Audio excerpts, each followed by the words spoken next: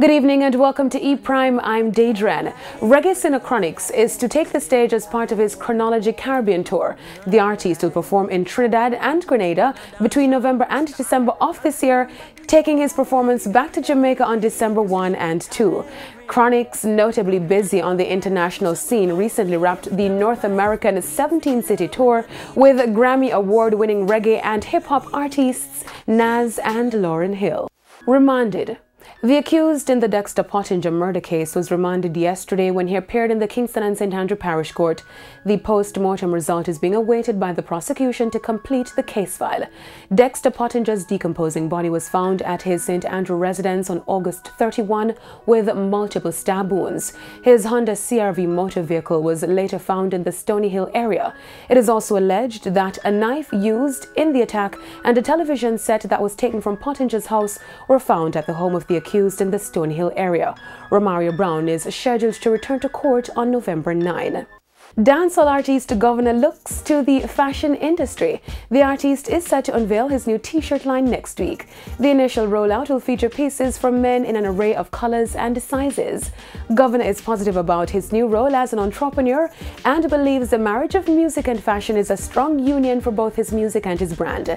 The collection, dubbed Jenna Jenna, will be available at select stores across the island in coming months.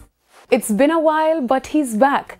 Jamaican island pop singer Nicholas Bennett, Nicky B, returns locally with strong international backing and an extensive catalogue. I have two different careers. I have the Nick Bennett, where it's a singing career, and then I have the writing career, you know. And yeah, the hiatus was really just working in silence. You know, I've spent a lot of time between here and LA.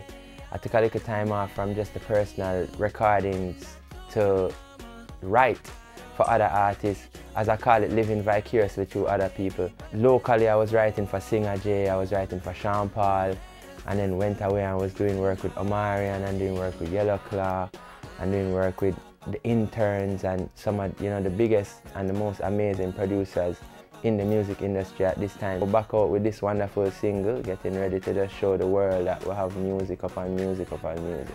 The artist says he's been receiving delightful credits from both fellow artists and fans on social media. The song is receiving airplay both in Jamaica and abroad. We focus on this single. Universal decided to give us a shot and try out this single, and it's been amazing. Radio has just taken on to the record. People have taken on to the record, and Jamaicans have been just linking me like, yo, even artists. I just saw a couple artists the other night and they're just like, yo, you find it. So I think like the industry within themselves kind of say, all right, then him have a bad song. He's been training for this for a while. I'm ready. His previous works include The Tornado, released in 2016, and the song Bust It, sung by Sean Paul but written by Nicky B, and was featured on the soundtrack for the movie The Perfect Guy.